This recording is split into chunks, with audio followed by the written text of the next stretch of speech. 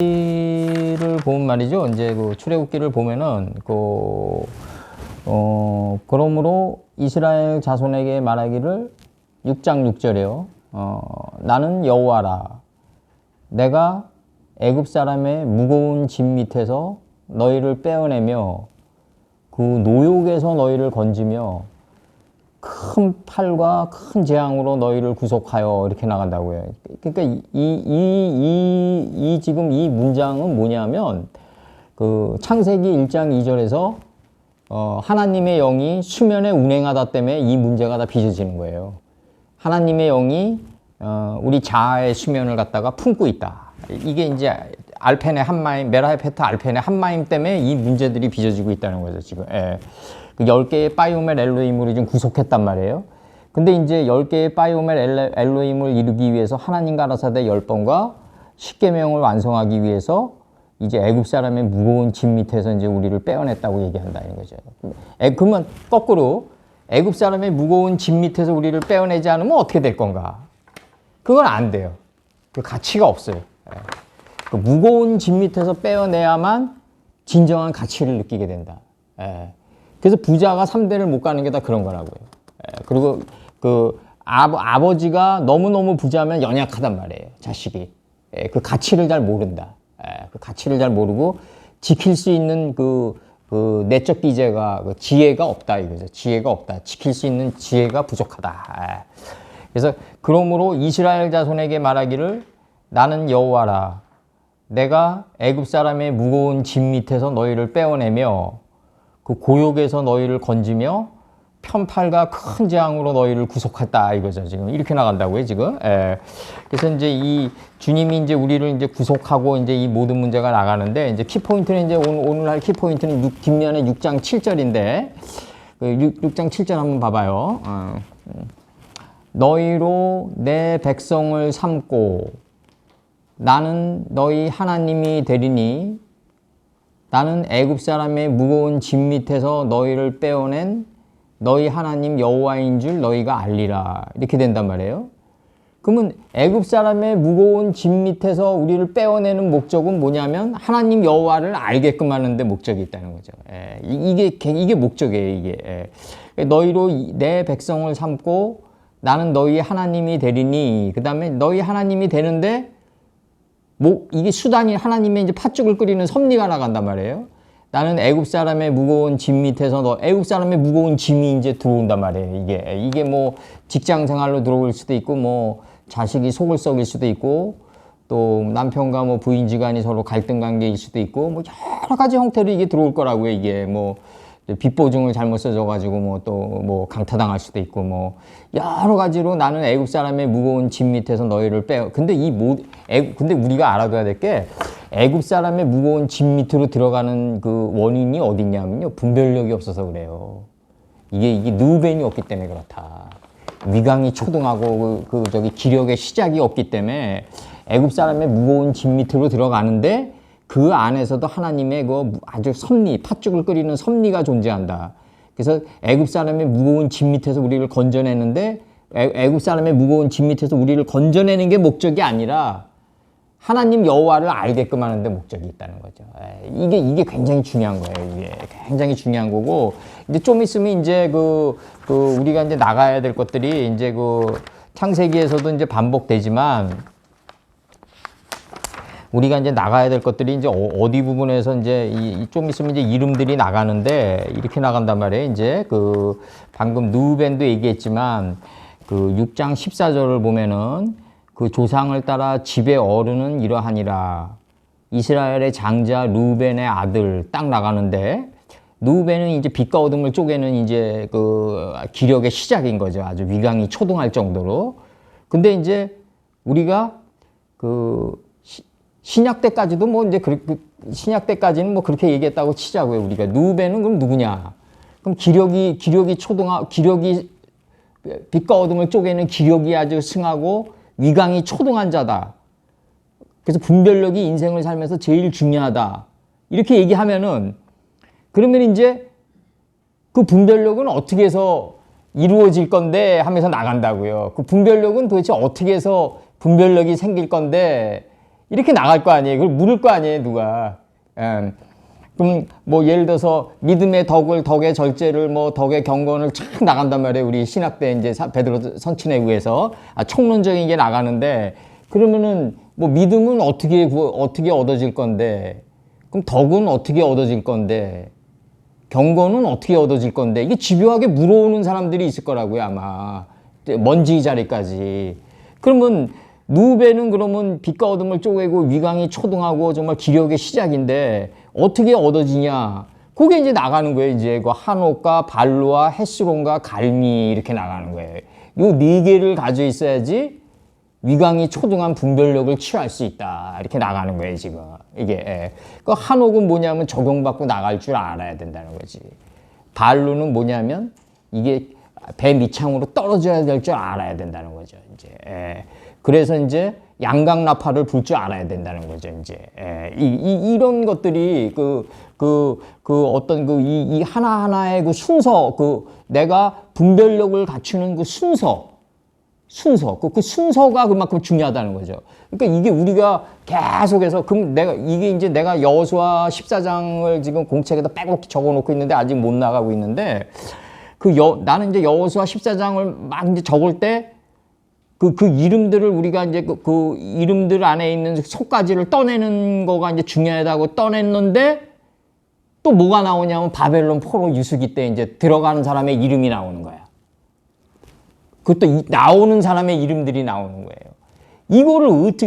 이거를 우리가 살아생전에 다 따내고 갈 수 있을까? 정말 어떻게 하면 바벨론 포로 안에서 나올 수 있는 데의 문제거든요. 그 이름들 안에 있는 속뜻이. 어떻게 하면 70년 바벨론 포로 유수기를 좀 단축해서 그날이 짧았으면 좋겠다라고 할 정도로 스승께서 그날을 좀 짧게 할 수 있는 방법이 그 이름들 안에 들어가 있는데 그 이름들을 어떻게 잘게 분해해서 우리에게 설명할 수 있을까? 즉 이런 모든 문제들은 이게 앞으로 우리들의 숙제예요. 정말 우리들의 숙제고 앞으로 우리들 후세대들은 우리보다 더 잘할 거다. 나는 그렇게 생각하고 있어요. 과거에는 총론적인 것만 나갔지만 이제는 강론으로 들어가야 된다. 쪼갠고기 사이로 들어가야 되고 조소를 알아야 된다. 이제 쪼갠고기가 조소니까. 쪼갠고기가 조소. 잘게 썰어서 가야 된다.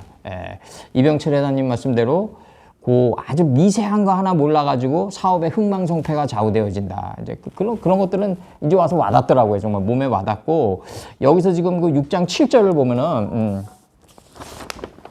6장 7절을 보면 너희로 내 백성을 삼고 나는 너희 하나님이 되리니 나는 애굽 사람의 무거운 짐 밑에서 너희를 빼어낸 너희 하나님 여호와인 줄 너희가 알리라. 그럼 애굽 사람의 무거운 짐이 없다면 어떻게 될까? 그러면 아버지가 어떻게 살았는지도 모르게 되겠죠. 예를 들어서 어느 거부가 있는데 자식에게 다 물려줬는데 자식이 호랑방탕하게 다 사용하고 인생을 낭비하고 뭐 알코올 중독이 되든 뭐 마약 중독자가 되건 뭐 수많은 여자를 만나면서 뭐 인생을 망가뜨렸어요. 그러면 그 속에서 그 인생이 완전히 망가졌을 때 발루가 됐을 때 아까 발루 한옥 다음에 발루가 나오니까 발루가 됐을 때 아버지의 사랑을 알게 되겠죠. 진정으로 팔루가 됐을 때 아버지의 사랑을 알게 되겠죠. 진정으로. 아버지가 이렇게 남겨준 거를 내가 못 지켰나이다. 그걸 알게 되겠지. 그럼 태종 이방원이는 그런 아버지가 왕이었는데 어떻게 이렇게 세종에게 권력을 물려줄 정도로 토대를 닦을 수 있었냐? 그게 아니라 태종 이방원이는 아버지와 같이 생고생을 하면서 간 거예요. 그거 착각하면 안 돼요, 우리가. 이성계가 태종 이방원이가 없었다면 권력을 어떻게 차지할 수 있었겠어요. 정도전이 하나 가지고는 안 된다고요. 왜냐하면 태종 이방원이가 행동대장이었으니까. 그냥 사람들 죽이면서 일선에 나가가지고 다 행동대장이었단 말이에요. 예우처럼 그냥 행동대장이었다.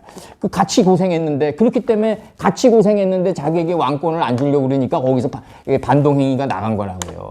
같이 고생했다. 그 경우는 아버지가 정권을 차지해가지고 방언이에게 떡검을 던져주는 관계가 아니었다. 우리가 그건 분명하다고 역사 속에서. 그리고 너희로 내 백성을 삼고 나는 너희 하나님이 되리니 나는 애굽 사람의 무거운 짐 밑에서 너희를 빼어낸 너희 하나님 여호와인 줄 너희가 알리라. 그래서 내가 이방원이 그거 하면서 내가 잠깐 설명해 줄 게 있는 게 뭐냐면 이방원이가 이제 누구냐면 정몽주를 이제 그 죽이잖아요. 정몽주를 이제 이방원이가 이제 직접 이제 선주교인가 거기서 이제 죽인단 말이에요. 이제 그러면서 이제 나중에 이제 정권을 차지했을 때 이방원이는 충신이었다라고 다시 매김질을 한단 말이에요. 고종이 다시 정도전이를 다시 고종 때 복위한단 말이에요. 정도전이는 아주 오랜 시간 동안에 흘러서 복원을 하는데 이런 역사의 복원 현상이 왜 일어나냐면 정권 차원에서 이 명분으로 합리화하는 지점이 드러나기 때문에 그래요. 과거에는 역적이었는데 이제 내가 충신을 찾는 지점에 와 있으니까 과거에는 내가 내 아버지에게 반항하는 자들을 죽이는 가운데서 정몽주를 죽였지만 내가 왕이 된 상태에서는 충신을 바라니까 이게 다시금 역사가 한번 어긋맞겨지는 현상들이 나온다는 거죠. 그러니까 사람의 만남도 우리가 저 사람이 단점이 딱 보인다. 단번에 그냥 저 사람과 이별해야지 이렇게 하면 안 된다는 거죠.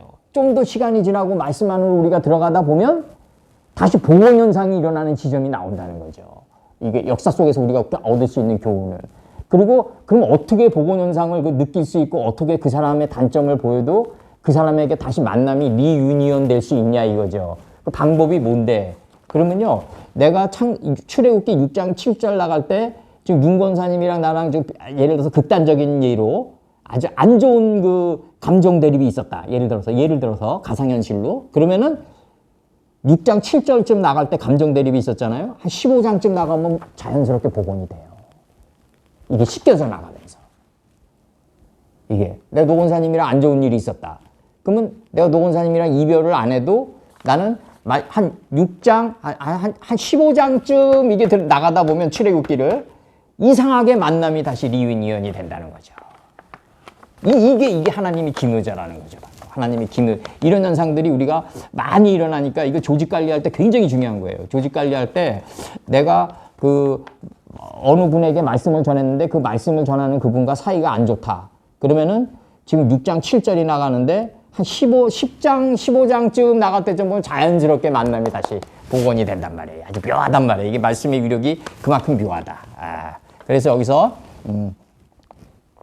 애굽 사람의 무거운 짐 밑에서 이제 우리를 구원했다 할 때 요 짐 밑이라고 그래가지고 이제 요거를 갖다가 이제 미타트 시벨로트라는 단어 시벨로트 미츠라임 들어와가지고 애굽 사람의 무거운 짐 밑에서 너희를 빼어낸 하면서 나오면서 이 빼어낸이 칼 능동분사 형태인데 능동분사라는 거는 뭐냐면 하나님이 여호와 하나님이 너희 하나님인데 그분이 어떤 일을 했던 분이라는 걸 형용해 주는 하나님이에요. 문법적으로.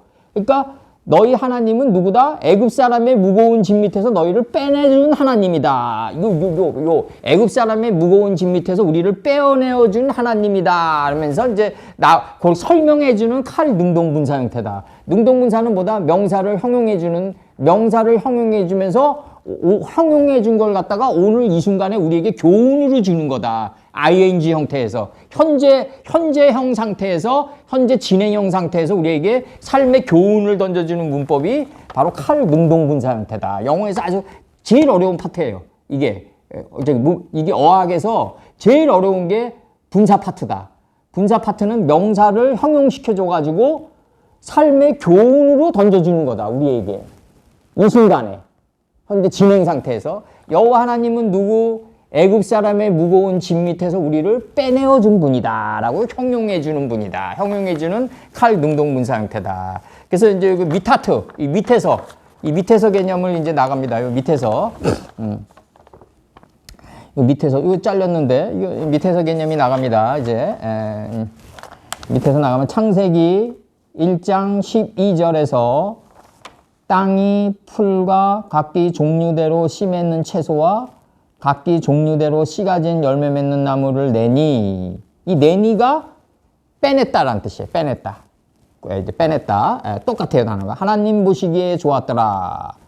인생 살면서 우리 윤 권사님이 엘리베이터 타고 올라올 때 한 번 죽였다가도 하나님 보시기에 좋았더라로 만들고 다시 또 이 말씀을 하셨단 말이에요. 아주 정말 아주 날카롭고 정말 그런 표현이었는데 그 당시 그러니까 하나님 보시기에 좋았더라의 단계로 만들고 또 다음 단계를 진행해 나간다. 이게 굉장히 중요한 거고, 땅이 풀과 각기 종류대로 씨 맺는 채소와 각기 종류대로 씨 가진 열매 맺는 나무를 빼어내니 이렇게 나간단 말이에요. 하나님 보시기에 좋았더라까지 와야지 출애굽이란 말이에요. 구체적으로 이루어지기 위해서는, 좋았더라가 구체적으로 이루어지기 위해서는 애굽 사람의 무거운 짐 밑에서 빼어낸 자여야만,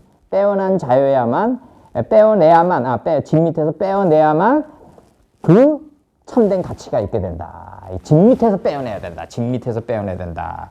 그리고 창세기 1장 7절에서 궁창 아래로부터 그 물들을 인식하고 분별하게 했다. 할 때 그 아래로부터다. 예.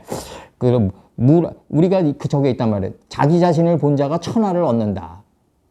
이 문장이 동양 철학의 아주 백번이죠. 아주 자기 자신을 본 자가 천하를 얻는다. 그럼 자기 자신 안에 어떻게 얻는데 물으면 어떻게 할 거예요? 어떻게 얻는데? 그럼 내 안에 하늘이 들어가 있다.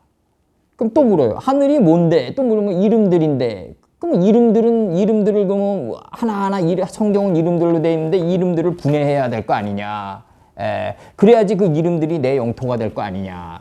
그럼 창세기 4장 25절에서 내가 인식과 분별이 날카로워진 가인이 돼가지고 내 안에 허무의 싹스를 찔러 들어오지 못하면 창세기 5장의 그 이름들이 열리지 않는다. 속가지가. 이게 굉장히 중요한 거고, 그 다음에 이제 2번에 그 무단의 땅이 있다 이거죠. 무단의 땅이 있다.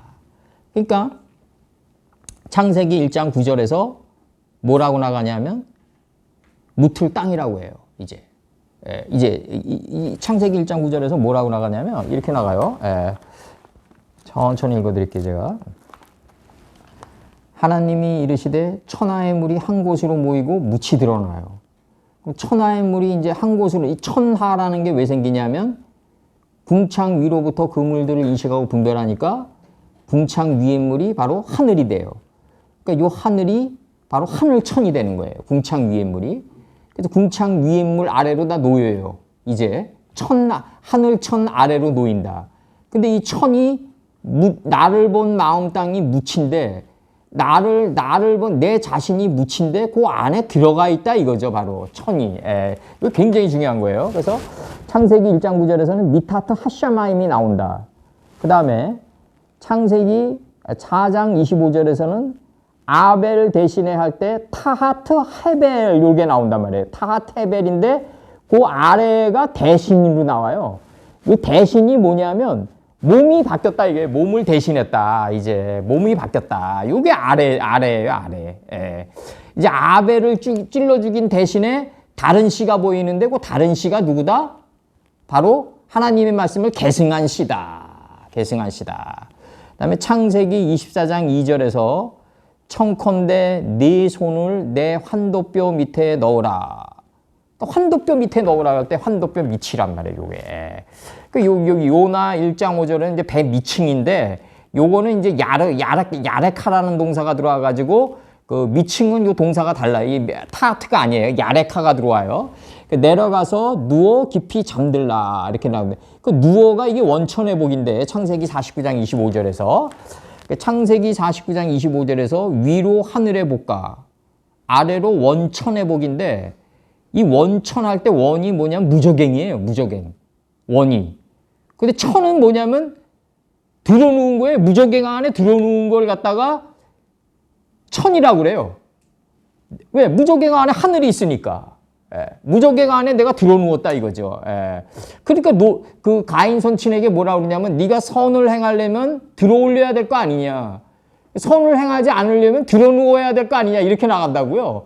그러면 선을 행하려면 이 어깨에 책임지는 삶의 자리는 어깨에 들어올리지고 내 마음판 깊숙이 하나님의 66권이 새겨져 있는 그 뜻을 책임지는 삶의 자리에 들어올려지고, 저번에 했던 인체의 하늘인 이마까지 들어올려져 가지고 나를 궁극적으로 내 어두운 삶을 밝혀주는 궁극적으로 이 등대 촛대가 돼야 되는 걸 갖다가 이제 들어올려야 될 거 아니냐. 그럼 이렇게 들어올려지면 이제 선을 행하지 않아도 되니까 이제 선을 행하지 않는 단계를 갖다가 들어누워야 될 거 아니냐 이렇게 나간다고요. 이제 들어누워서 이제 들어누워 가지고 그 죽은 아기를 위로 들어올리죠. 엘리사가. 눈, 코, 귀, 입 다 맞춰가지고. 철학에서 오성이라고 그러죠. 이제 철학에서 오성이라고 그러고, 원천회복이라는 게 요셉 선친이 가지고 있었던 원천회복은 어디 있다? 대밑창에 들어가 있다. 궁창 아랫물에 있다. 그리고 무적행 안에 있다. 이렇게 지금 나가는 거예요. 신명기 33장 13절. 요셉에 대하여는 일러스되 원컨대 그 땅이 여호와의 복을 받아 하늘의 복인 이슬과 땅 아래 저장한 물이라고 그런다고요. 이 땅 아래 저장한 윗물이다 이거죠. 바로 타하트가 나온다고요. 이게. 그래서 이게 우리가 내 자신을 보는 게 그만큼 중요하다. 성경은 그 자기 자신을 본 자의 것이다. 자기 자신을 본 자의 것이다. 그래서 예레미야 10장 11절. 너희는 이같이 그들에게 이르기를 천지를 짓지 아니한 신들을 땅 위에서 이 하늘 아래서 망하리라. 천지를 짓지 아니한 이 신들은 다 땅 아래서 땅 위에서 하늘 아래서 망한다 이거죠. 바로. 그래서 너희가 만든 신들은 공장에서 만드는 신이다.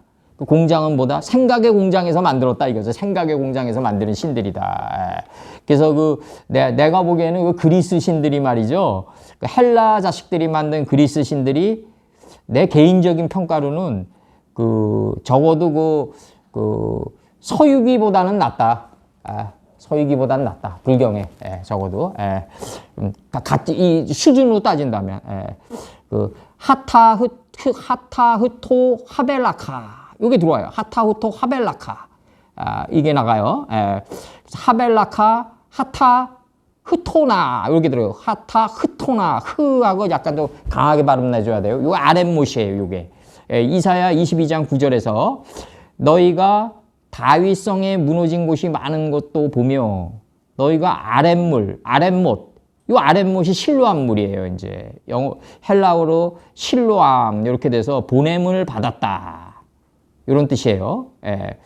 예루살렘 남동부의 못이에요. 누가복음 13장 4절과 요한복음 9장 7절 11절에 있어요. 이게 실로암 아랫못의 물도 모으며가 뭐다? 줍다가 모으며예요. 줍다가 모으며. 이게 줍다가 모으며다. 누가복음 13장 4절 한번 봐보자고요. 요한복음 9장 7절 한번 봐보자고요. 요게 요한복음 9장 7절과 11절. 9장 7절과 11절 보면 6절서부터 내가 읽어드릴게요. 5절서부터 들어가자고요. 5절서부터 내가 세상에 있는 동안에는 세상의 빛이로다. 이렇게 나가요. 원래 세상에 계시죠. 항상. 빛으로. 우리가 감지를 못할 뿐이죠. 이제. 이 말씀을 하시고 땅에 침을 뱉어 진흙을 이겨 그 눈에 바르시고 이렇게 나가요. 그러면 이게 이제 그 이 침이 푸른 식용약초 할 때 푸른이에요. 창세기 1장에서 푸른. 그래서 침을 이겨 바르면 구두 닦을 때도 침을 이겨 바르면 광이 나고 이 푸른이라는 의미가 뭐냐면 책상 위에 푸르게 돼 있냐 이거죠. 왜 우리 여름에 푸른색을 보면 왜 시야가 좋아지냐 이거죠. 물론 결명자 먹으면 좋아지는데 이 눈이라는 게 간이랑 연결돼 있어서 그런데 이제 결명자를 먹으면 눈이 순간 밝아져요. 이게 있어. 결명이란 게 아주 명확하게 볼 수 있다는 뜻인데 그 결명자를 먹으면 눈이 밝아진다. 물론 이제 노원사님처럼 이제 뭐 눈가에 그 사혈을 빼내면은 그 총명해지겠죠. 그런 것도 있겠죠. 그 결명자를 오래 먹고 6개월 동안 오래 먹고 눈 운동을 하고 안구 운동을 하면서 갔던 사람과 그 순간에 사혈을 빼내가지고 그냥 그 밝게 보는 사람과 뭐 별반 다를 바가 없다고 생각해 나는. 그래서 여기서 이르시되 여기서 보면은 침을 뱉어 진흙을 이겨. 이 진흙이 뭐냐면 하아다마예요. 이게 하아다마. 아담 되기 소원하는 마음의 흙이에요. 이게 내가 144퀴즈에 네모 반듯한 사람 되기 위한 마음의 흙을 갖다가 거기에다가 진흙을 이겨 눈에 바르니까 실로암 모세가 네모 반듯한 마음의 흙에다 이걸 이겨야죠. 그냥 이기면 안 되죠. 모세가 하수에다 물을 조금 떠다가 묻혀 부으니까 물이 피가 되더라. 생명체가 되더라. 아무데나 부으면 안 된다는 거죠. 아무데나. 우리 말씀을 가지고 젊은이들에게 부어봐요. 안 된다고요, 이게. 이게 물이 생명체인 피로 안 변한다는 거죠. 묻에 부어야 된다. 묻이 뭐다? 내 자신을 본 마음 땅에 부어야 된다. 그래야지 말씀의 물이 피인 생명체로 변한다. 여기서도 침을 어디다 이겨야 된다? 진흙에다 이겨야 된다 이거예요. 진흙이 뭐다? 사람 되기 위한, 내가 하나님 닮은 사람 되기 위한 마음의 소원성의 진흙의 흙이라고요. 이게 진흙에 이겨 눈에 바르시고 이르시되 실로암 못에 가서 이 아랫못이란 말이에요. 여기서 나오는 아랫못이란 말이죠. 이게 이사야 29장 9절에 나오는 그 아랫못이 뭐다? 궁창 아래에 있는 그 물이란 말이에요. 이제 배 밑창에 있는 그 물이란 말이죠. 이제 그리고 아래로 원천의 복이 있는데 그 원천 할 때 들여놓은 그 원천, 그 배 밑창에 있고 하늘에 이 하나님의 말씀이 이 땅 안에 있는 그 66권의 두루마리, 그러니까 내 자신을 봐가지고 66권을 본 그 자리에 부어야 된다. 실로암 못에 가서 씻으라 하시니 실로암 번역하면 보냄을 받았다라는 뜻이다. 이에 가서 씻고 밝은 눈으로 왔더라. 이렇게 된단 말이에요. 이웃 사람들이 전에 그가 거린인 거를 보았던 사람들이 이르되 앉아서 구걸하던 자가 아니냐. 그러니까 앉아서 구걸해야 돼요. 우리가 어떻게 구걸해야 되나? 눈이 밝게끔 기도해 구걸해야 된단 말이죠. 앉아서 구걸하던 자가 아니냐. 그러니까 아까 우리 저기 윤 권사님이 노 권사님이 날 하나님께 땡깡 부린다 뭐 이런 표현을 썼지만 그게 앉아서 구걸하는 단계란 말이에요. 그게 앉아서 구걸하는 단계에 있어야 된다. 앉아서 구걸하는 단계에서 우리는 어디에 들어가야 된다? 배 밑창으로 자꾸 들어가야 된다. 궁창 아랫물로 자꾸 들어가야 된다. 그리고 궁창 아랫물로 그러면 안 들어가면 어떤 현상이 나오냐. 어차피 우리는 육신을 가지고 있는 동안에 애굽의 무거운 짐 밑에 있게 된다는 거죠. 우리는 원하든 원하지 않든. 애굽의 무거운 짐 밑에서 우리는 살아갈 수밖에 없는 존재라는 거죠. 단지 우리가 애굽의 무거운 짐 밑에서 살아가는데 이 서머셋 모험의 그 달과 유펜스를 보면은 두 사람이 나와요. 형무소에서 두 사람이 서가지고 창가를 바라보고 있다.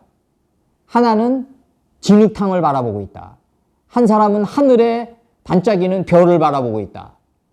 이게 두 개예요. 이게 서머셋 모험의 달과 유펜스에서 두 사람이 밖을 보고 있는데 한 사람은 진흙탕을 바라보고 있고 한 사람은 하늘의 무별을 총명한 그 광명성을 바라보고 있는 거예요. 이렇게 다르다고요. 물론 달과 유펜스, 서머셋 모험이 달과 유펜스를 지을 때의 목적은 뭐였냐면 정신은 달에 가 있는데 자신의 행동은 유펜스짜리 진흙탕에 있는 그 괴리를 설명할 때 그 나오는 그거였어요. 서머셋 모험의 의도는 내 정신은 달에 가 있는데 내 행실은 유펜스짜리에 허덕이는 나 자신을 보는 그 자신을 봐야지 그 자신을 보면서 그 안에 하나님의 66권이 들어가 있다는 윗물이 들어가 있다는 걸 알죠. 자기 자신을 봐야죠. 일단 자기 자신을 봐야만 뭐가 이루어진다. 거기서 이제 앉아서 어떻게 된다. 그 동문에 앉아서 미문에 앉은 안진뱅이가 일어서게 되잖아요. 베드로 때. 그래서 말씀으로만 일어서라 그런단 말이에요. 사람의 생명의 특질은요. 그 일시적으로 권력이나 돈으로 일어설 수 있어요. 근데 그건 오래 못 가요.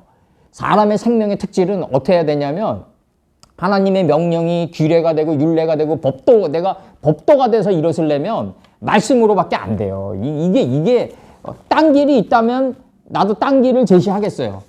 그러나 하나님의 말씀은 오로지 하나님의 명령이 떨어지면 이 명령이 내 마음판에 새겨진 규례구나. 이걸 내가 인식한 게 율례구나. 내가 이제 율례를 인식했으니까 몸 밖으로 내보내는 그 법도가 돼서 나가는 이 벽돌을 굽는 이 과정은 오로지 어디서 이루어진다? 애굽 사람의 무거운 짐 밑에서만 이루어진다 이거죠. 바로 이게 목적은 뭐다? 여호와인 줄 알게끔 하는데 목적이 있다는 거죠. 바로 여호와인 줄 알게끔 하는데 목적이 있다. 그래서 나간 게 이제 요 미타트에서 이제 에스겔서 41장 24절에서 전의 넓이는 아래 위가 같으며 골방은 아래층에서 중층에서 위층으로 올라가게 되었도다 이렇게 나가요. 이게 그럼 아래층, 중층, 위층은 뭐냐? 지금 이게 나간단 말이에요. 지금 이게 여기서 나가는 거예요. 이게 궁창 아래로부터 그 물들을 인식하고 분별한 게 하층이에요. 이게 성전에. 궁창 아래로부터 그물들을 인식하고 분별한 게 하층이다. 궁창 위로부터 그물들을 인식하고 분별한 것을 중층이라고 그런다. 그 다음에 궁창을 하늘이라고 그런 걸 갖다 상층이라고 그런다. 근데 이 상층이 어디 들어가 있다? 무단에 들어가 있다는 거죠. 무단에.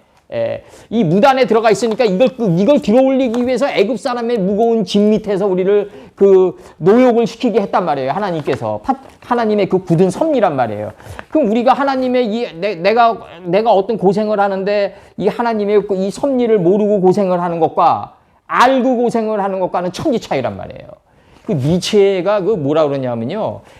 짜라투스라는 이렇게 말했다 해서 뭐라 그러냐면 하나님을 알고 싸우는 자와 모르고 싸우는 자는 어른과 어린아이 싸움이라는 거죠. 그 니체는 그렇게 총론적으로 두리뭉실하게 얘기했지만 우리는 어떤 식으로 그 얘기를 어떤 식으로 얘기하냐면 애굽 사람의 무거운 짐 밑에서 우리가 정말 노역에 시달릴 때 하나님의 뜻을 알고 그 노역을 통과하는 사람과 하나님의 뜻을 모르고 그 노역을 통과하는 사람과는 어린과 어린이와의 어린가의 관계다. 어른과 어린아이의 관계다 이거죠, 바로. 그래서 히브리인의 하나님이라고요. 이스라엘의 하나님이 아니라 내가 그 통과하는 하나님이다. 이거를 이제 겟세마네 기도에서 예수님께서 뭐라 그러냐면 조금 멀리 나가서 이렇게 표현한단 말이에요. 원판 번역이 다음 주에 할 건데 조금 멀리 나가서 한글 성경으로는 조금 나가서 이렇게 돼 있는데 예수님이 뭐라 그러냐면 가까이 조금 나가서 이 정반대의 해석이 나와요. 그 원판 번역이 가능하다면 가능하옵니다. 아버지는 가능하옵니다. 가능하다면 아버지의 뜻이 나를 통각해 하옵소서 이렇게 나오면 히브리 개념이 나온단 말이에요. 이게 아버지의 자네 뜻이 나를 통과해 달라는 거죠. 나를 통과해 달라 이렇게 나간다. 요거를 뭐라 그러냐면 한글 성경으로 뭐라고 번역했냐면 나를 비껴가게 하옵소서로 번역했다. 그래서 천하의 예수님이 겁먹었다거나 그래서 이 인간적인 속성을 가지고 있다 이렇게 얘기한다고요. 예수님이 처음에 하나님의 집이 나오면서 점이 딱 나오는 그분인데 독보적인 존재인데 족보적인 존재고 하나님의 십계명을 완전히 그냥 몸소 행함으로 이룬 분인데 그 행함으로 이룬 분이 그 아버지의 뜻이 나를 비껴가게 하옵소서라고 얘기하겠냐고요. 과연 나를 통과하게 하옵소서 이렇게 나간다. 통과하게 하옵소서. 그게 뭐다? 아버지의 뜻대로 하지만 내 뜻대로 하지 말고 아버지의 뜻대로 하옵소서. 나는 비능동이나이다 이렇게 얘기한다고요. 이게 우리는 너무 자신의 뜻이 많죠. 그래서 아버지의 뜻과 내 뜻은 하나로 일치된 일봉이나이다. 일경이고 내가 그 뜻을 이룬 일점이나이다. 그래서 페레시트에 그 점이 딱 박히는 거예요. 이제 이게 시작이라고요. 이게 태초라고요. 이게. 그래서 여기서 이 출애굽기 6장 7절, 출애굽기 6장 7절, 벨라 하흐티 이렇게 요 1인칭 내가 삼고 요 2인칭 에트캠 너희로 삼았다. 내가 1인칭 전미 전치사 백성을 내가 삼았다 이거죠. 그리고 내가 너희에게 하나님이 되리라. 라 엘로힘이 되리라. 이렇게 레 엘로힘이 되리라. 그럼 이제 내가 너희 하나님이 되는데 너희가 모르니까 알게끔 해야 되는데 좀 노역을 좀 시키는 거다 이거죠. 그 하나님의 참뜻을 알기 위해서. 그래서 관계접속사 들어와요. 아니 들어오고 나는 여호와인 줄 너희가 알지라 이렇게 나가요. 너희의 하나님 나는 너희의 하나님 여호와인 줄 너희가 알지라 나가요. 쫙 나가요. 여기서 요 2인칭 2인칭 전미 너희가 알지라. 요 야다 동사에서 이데올로기가 나왔어요. 이데아 람에게 첫 아내예요. 야다와 칠라. 지식이 행함을 통과하면 지혜로 변한다. 그래서 야다와 칠라다. 근데 지혜로 변하는데 지혜가 그냥 단순한 지혜가 아니라 그 지혜의 응달이다 이거죠. 응달, 그늘이다 이거죠. 이 지혜의 그늘이 없으면 삶이 연약해진다. 지식만 가지고는 창호잔장 뚫을 만한 힘도 없다 이거죠.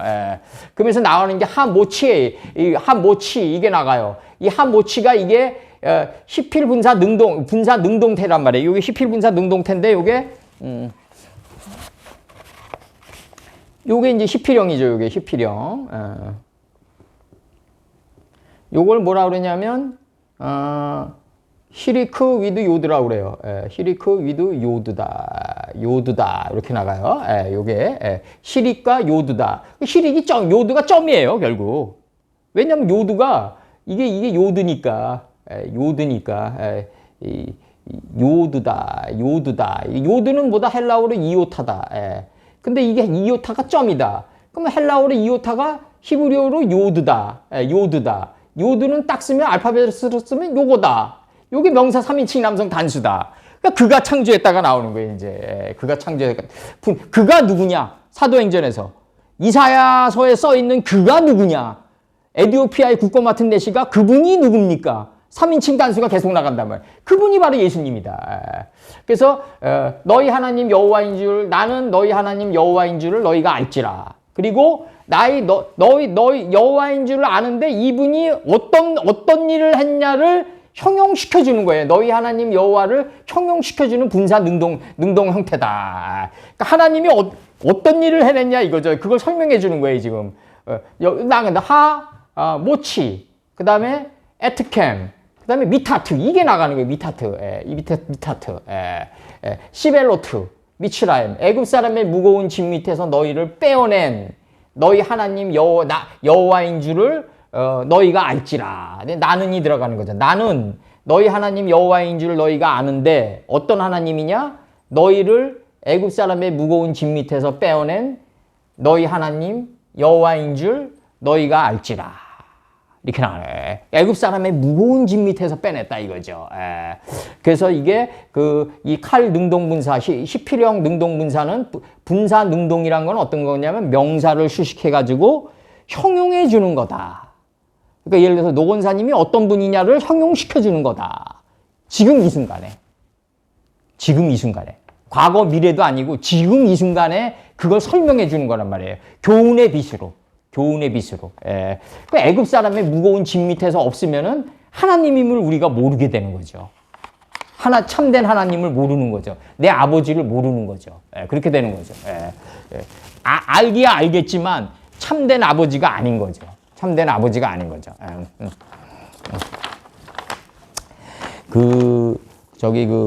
우리가 저런 게 있어요.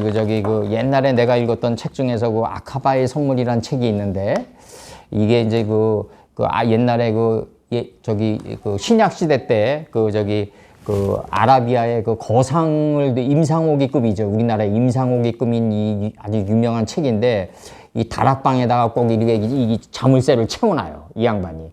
그래 하인들 보고 지키라고 해요. 근데 이제 그 다락방에 이제 뭐가 있는지 모르니까 금은 보석이 666 금달란트가 그 안에 숨겨져 있겠지. 다들 그렇게 생각해요. 근데 아카바의 선물에서 그 거상이, 아라비아의 비단 거상이 죽을 때 안을, 창고를 이제 열어가지고 금고를 여는데 두루마리가 보인단 말이에요. 이 두루마리가 자신이 성공했던 비결을 닮은 이 삶의 이 두루마리예요. 이 두루마리인데, 거기서 이제 나오는 책 중에서 가장 내가 지금까지 이제 기억에 남는 거는, 타인의 마음 안으로 들어가려면 이렇게 얘기하더라고요. 탈무드급이죠. 이제 잔잔한 삶의 처세술인데, 타인의 마음 안으로 들어가려면 그 사람의 장점을 보고 구체적으로 칭찬해주면 그 사람 마음 안으로 들어갈 수 있다. 이렇게 얘기해요. 그러니까 그게 뭐냐면 장사를 하는 비결은 뭐냐면 사람과의 관계 속에서 빚어지는 아트다 이거죠. 근데 두루마리를 적은 두루마리를 누구에게 주냐면 그 사람에게 성공했던 비결을 받으려고 수많은 사람들이 오는데, 거기서 주인공이 뭐냐면 가장 남루하고 이제 가장 좀 이상하게 생긴 사람이 오는데 그 사람에게 준다. 이제 삶의 즐거움을 안다 이거죠. 자기가 보기에. 이제 그 사람에게 주는데, 그거는 이제 우리가 이제 극단적인 예의 이제 표현이고, 우리가 만약에 거상을 찾아간다면, 그러한 모습으로 굳이 찾아갈 필요가 뭐 있겠냐. 찾아가지도 않겠지만 우리는 그러한 모습으로 찾아갈 필요가 뭐 있겠냐. 옷도 반듯하게 입어야 되고, 말도 아침에 일어나서 하숫가에서 올바르게 해야 되고, 사람을 대하는 자세도 올바르야 되고, 그 다음에 말 한마디도 듣는 경청의 자세도 올바르야 되고, 666이 돼서 가겠죠, 우리는. 근데 666이 됐는데 뭐하러 아라비아 거상을 또 찾아가겠냐. 우리는 안 가겠죠, 우리는. 근데 만약에 그걸 간다 그러면 그런 모습으로는 안 갈 거다, 우리는. 지금 와서 이제 우리가 이제 차라리 댓글을 단다면 이제 그런 거고, 그 다음에 이제 여기서 이제 최종적인 목적이 나가요. 애굽 사람의 무거운 짐 밑에서 우리를 빼어낸 하나님이란 말이에요. 이제 칼 능동문사, 히필 능동문사 형태로 나왔단 말이에요, 이게. 그러면은 그 애굽 사람의 무거운 짐 밑에서 빼낸 진짜 목적은 뭐냐면 단단한 맷돌 아랫짝을 만드는데 목적이 있다 이거죠. 하나님이 우리한테 뭘 받으려고 하는 분이 아니기 때문에 욥기 41장 24절 보자고요. 욥기 41장 24절.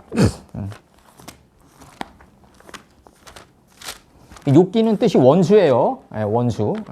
하나님의 말씀이 우리랑 내가 인식하고 있지 못하면 원수처럼 다가온다. 원수처럼 다가온다.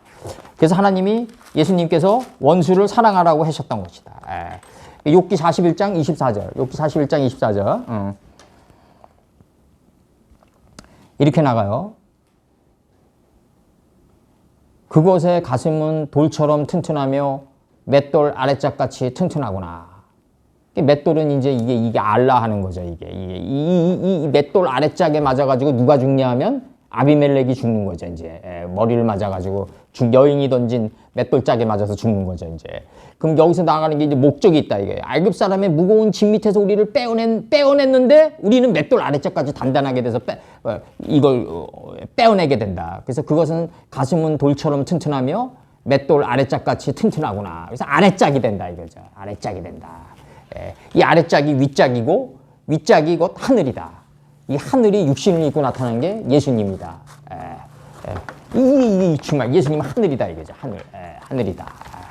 그래서, 여기서 이제 오늘 우리가 이제 알아두셔야 될 거는 너희로 내 백성을 삼고 나는 너희 하나님 이 대리니 나는 애굽 사람의 무거운 짐 밑에서 너희를 빼어낸 너희 하나님 여호와인 줄 너희가 알지라. 요게 목적이 아니라 하나님은 우리가 알든 안 알든 상관없어요. 하나님은 스스로 존재하는 분이기 때문에 인류가 없어져도 하나님은 존재한다고요. 인류 전체. 인류가 뭐 언제서부터 하나님을 알았어요. 저기 바퀴벌레나 악어가 더 선배인데 우리보다 역사적으로. 그러니까 이 인류가 없어도 하나님은 존재한단 말이에요. 목적은 뭐냐면 맷돌 아래짝처럼 단단한 사람을 만들기 위해서다. 우리를 맷돌 아래짝처럼 단단한 사람을 만들기 위해서고, 그 다음에 이제 나가는 게 뭐냐면 6장 8절에서 내가 아브라함과 이삭과 야곱에게 주기로 맹세한 땅으로 너희를 인도하고 그 땅을 너희에게 주고 기업을 삼게 하리라. 나는 여호와로라. 그러니까 이게 왜 6장 8절이 중요하냐면 그 맷돌 아래짝이 되려면 내가 아브라함과 이삭과 야곱에게 주기로 맹세한 땅으로 너희가 들어가서 그 땅 안에 있는 이름들의 뜻을 갖다가 너희 인격의 옷으로 바꿔 입어야 된다 이거예요. 하나님이 의도하는 건 이거였다고요, 바로. 그러니까 내가 아브라함과 이삭과 야곱에게 주기로 맹세한 땅으로 너희를 인도하고 그 땅을 너희에게 기업으로 주어 기업을 삼게 해서 나는 여호와로라 하셨다 하라. 그러니까 이 가나안 땅에 있는 온갖 지명의 이름들이 있단 말이에요. 라손 강야를 취하라 그러면 학자의 혀를 취해서 사람들을 만나라. 신광야를 취하면은 믿음의 방패를 취해서 사람들을 만나라. 이게 다 하나하나 이름들의 그 속뜻이 있단 말이에요. 그 이름들의 속뜻을 갖다가 너희들의 삶을 살아가면서 인격의 옷으로, 세마포 옷으로 666으로 갈아입고 이제 사람들을 만나라. 이제 그 맷돌 아래짝 같이 단단한 사람이 돼서 만나라 이거죠. 만나라. 그게 목적이었단 말이에요. 그게 바로. 그래서 내가 아브라함과 이삭과 야곱에게 주기로 맹세한 땅으로 너희를 인도하고, 그럼 여기로 들어가려면 어떻게 해야 된다? 내가 인식과 분별이 날카로운 가인이 돼가지고 내 안에 있는 헤벨을 죽여서 이 대신해가 나와야 된단 말이에요. 아래. 가인이 아벨을 죽인 대신에, 허무의 싹스를 죽인 대신에 다른 씨, 이 계승한 씨가 내 안에서 40주 40야에 올라와 줘야 된단 말이에요. 이게 40주 40야에 올라와 줘가지고 내가 팔이 돼야 된단 말이에요. 내가 팔, 기름짐의 땅이 돼야 된단 말이에요. 이걸 그리스도라고 그랬다고요. 이게 그러니까 내가 40주 40야에 올라와 줘야 된다. 하나님을 아는 지혜의 물이 점점 윗물이 점점 내 안에서 올라와가지고 생각을 덮어야 된다. 생각을 덮고 몸 밖으로 나가줘야 된다 이거죠, 바로. 그래야만 나는 여호와, 너희의 하나님 여호와라는 걸 갖다가 하나님께서 인정하신다는 거죠. 이게 굉장히 중요한 거고,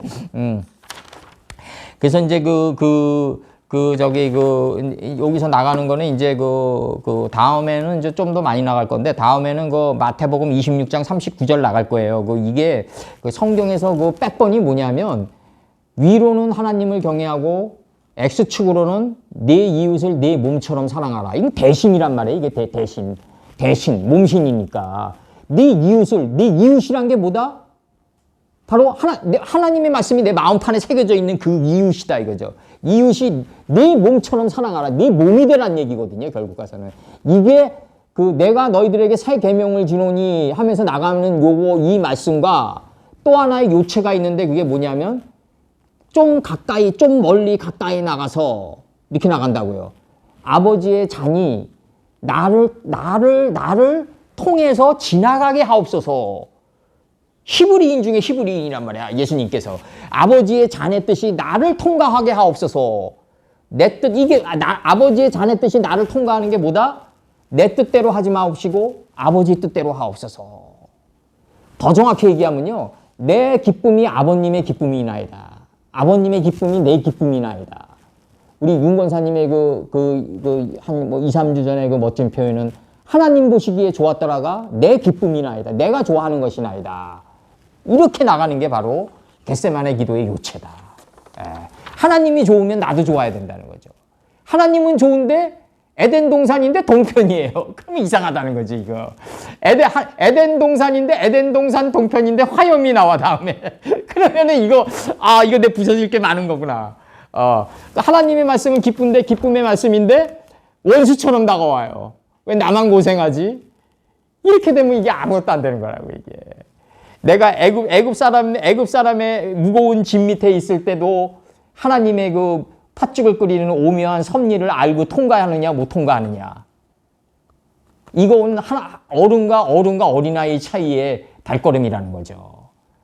예를 들어서 우리가 어떤 직업을 가지고 그 직업의 그 혹독한 그걸 통과하는데 이제 그 하나님의 깊은 섭리를 가지고 그걸 통과해야 된다는 거죠. 그래야지 용광로 속에서 타지 않는다는 거죠. 그리고 내가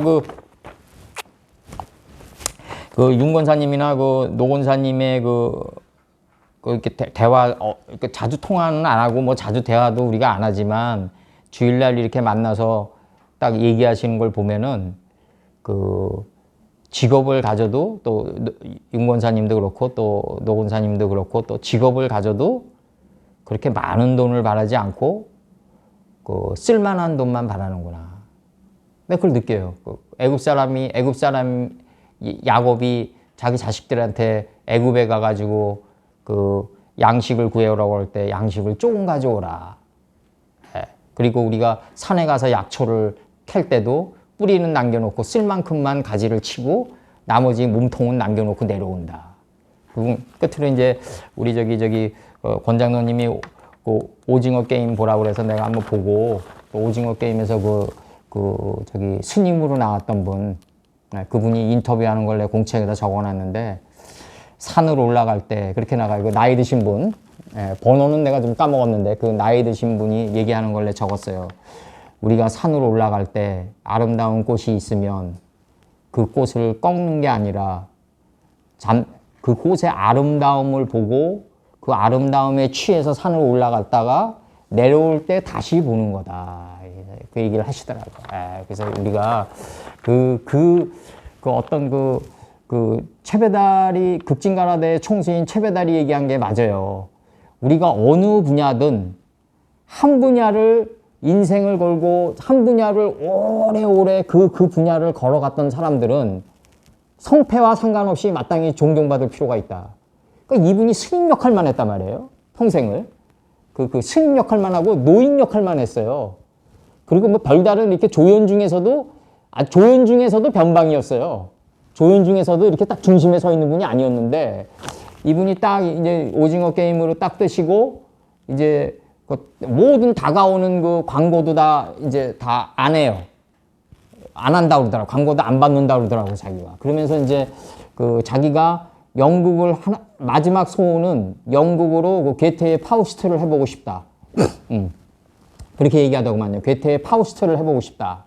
그래서 이제 내가 괴테의 파우스트가 나오니까 지금 이렇게 딱 기억나는 게 메피스토펠레스가 주인공 메피스토펠레스가 이제 영혼을 팔아버리면서 이제 나가는 장면들인데 딱 괴테의 유명한 말, 이 세상을 살아갈 때는 그 청개의 손을 부리는 하나의 정신으로 족하다. 그걸 파우스트에서 얘기한단 말이에요, 이제. 이제 악마는 앞문으로 내쫓으면 옆문으로 다시 기어들어온다. 게테 특유의 그 유명한 표현들이 있는데, 거기서 가장 기억에 남는 게, 이 세상을 살아갈 때, 청개의 손은 다 다르지만, 그걸 하나로 묶어내는 그 하나의 정신, 뼈묶음.